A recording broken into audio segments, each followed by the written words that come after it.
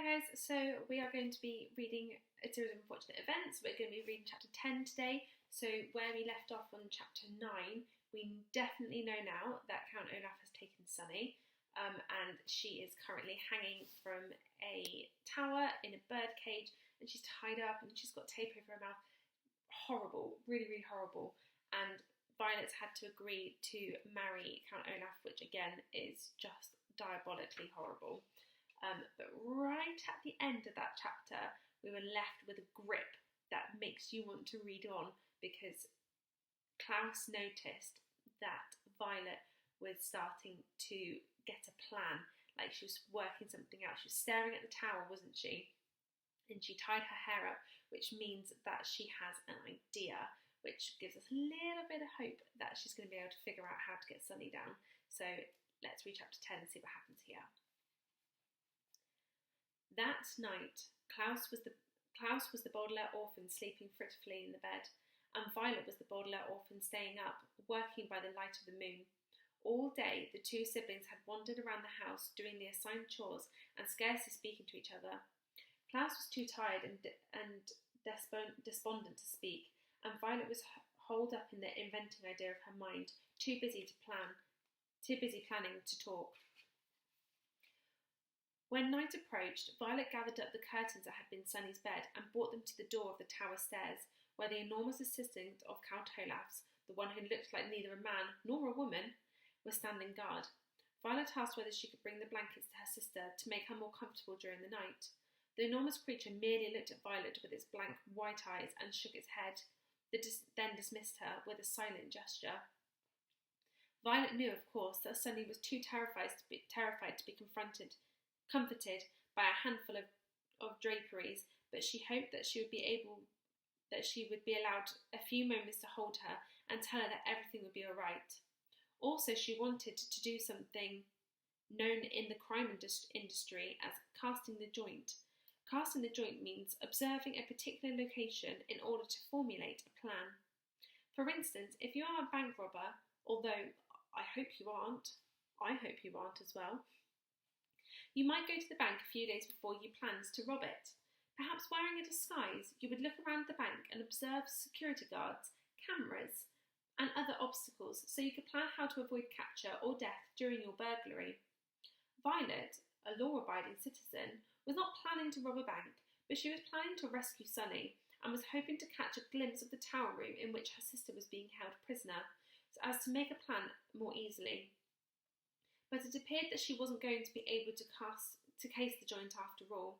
This made Violet nervous as she sat on the floor by the window, working on her invention as quietly as she could. Violet had very few materials with which to invent something, and didn't want to wander around the house looking for more of fear of arousing suspicion of the Count Olaf and his troop. But she had enough to build a rescuing device. Above the window was a sturdy metal rod from which the curtains had hung. Violet took it down. Using one of the rocks Olaf had left in a pile in the corner, she broke the curtain rod in 2 pieces. She then bent each piece of the rod into several sharp angles, leaving tiny cuts on her hands as she did so. Then Violet took down the painting of the eye.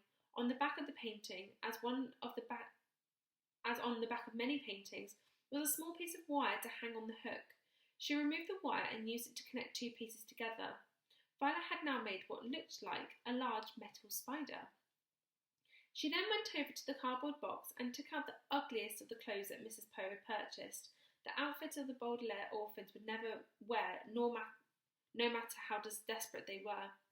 Working quickly and quietly, she began to tear these into long, narrow strips and to tie the strips together. Among Violet's many useful skills was a vast knowledge of different types of knots. The particular knot she was using was called the Devil's Tongue. A group of female Finnish pirates invented it back in the 15th century and named it the Devil's Tongue because it was twisted in this way and that in a most complicated and eerie way. The Devil's Tongue was a very useful knot, and when Violet tied the cloth strips together, end to end, it formed a sort of rope. As she worked, she remembered something her parents said to her when Klaus was born, and again when they brought Sunny home from the hospital. "You are the eldest Baudelaire child," they had said, kindly but firmly. And as the eldest, it will always be your responsibility to look after your younger siblings. Promise us that you will always watch out for them and make sure they don't get into trouble. Violet remembered her promise and thought of Klaus, whose bruised face still looked sore, and Sunny dangling from the top of the tower like a flag, and began working faster.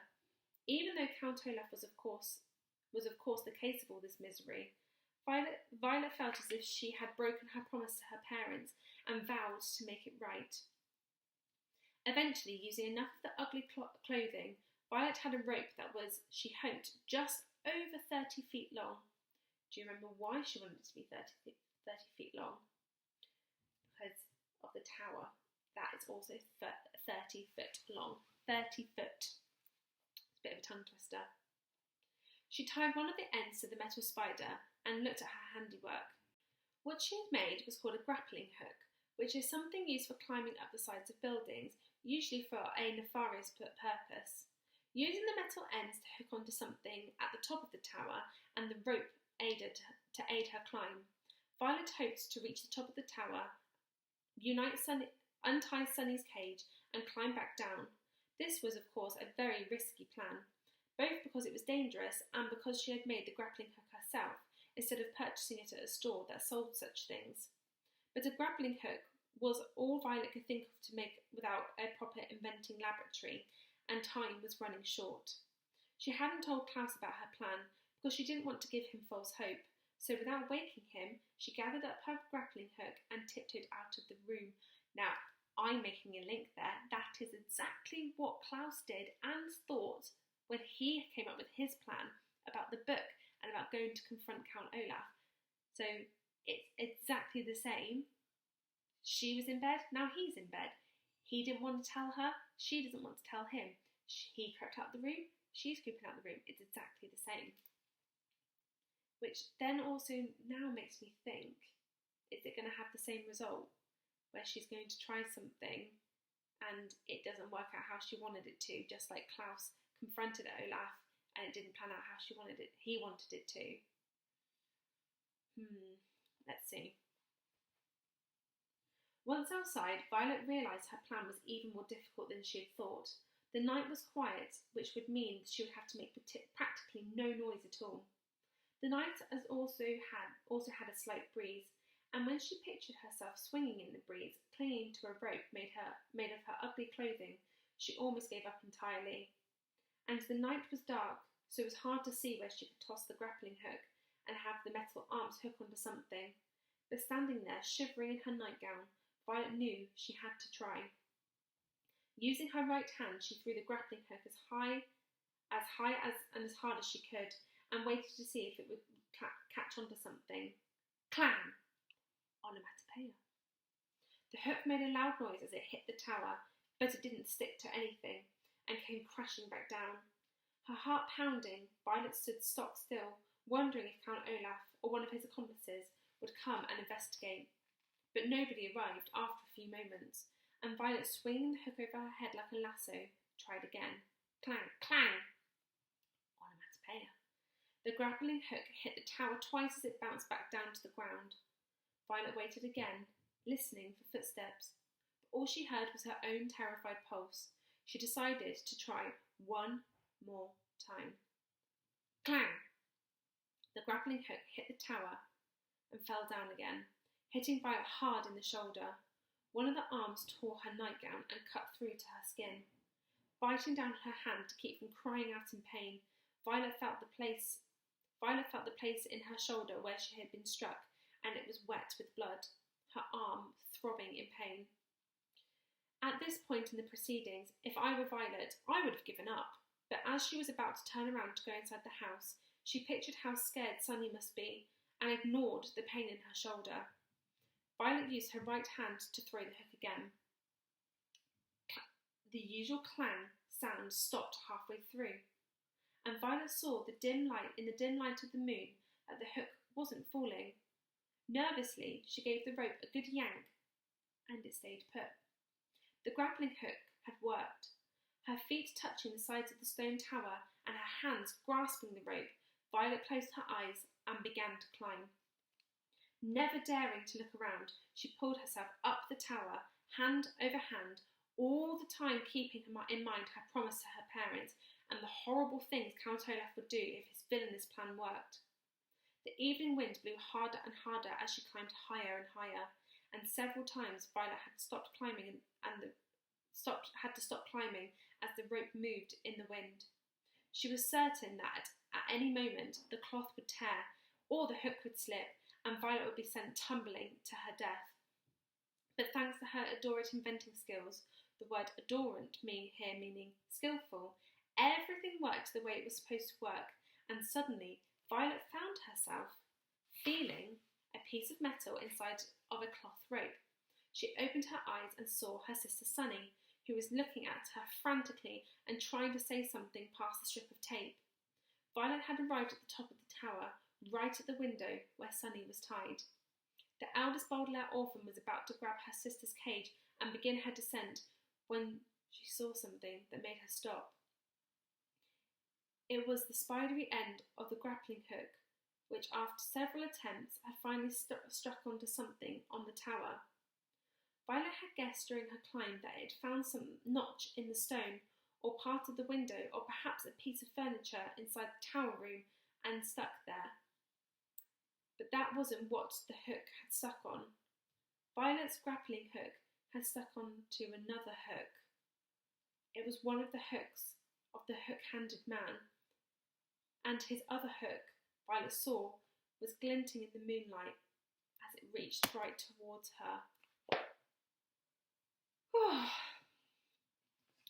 That's the end of chapter 10.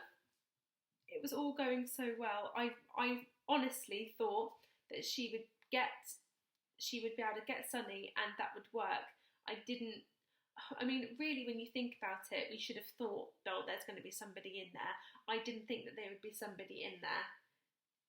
I was too busy focusing on Violet climbing the tower to think about who might possibly be in there. So I didn't really see that coming. Did you see it coming? Because I definitely didn't. Well, now I'm concerned that something's going to happen to Violet, but I guess they have to not keep her in the tower. She has to come down because she has to go and do the play. So I'm stumped. I don't know what's going to happen. So we will read chapter 11 next week. And there are 13 chapters in this book, so we are really, really close to that end. So join me next week to carry on reading the book, and then next week we will also finish the book. Okay, I'll see you then. Bye.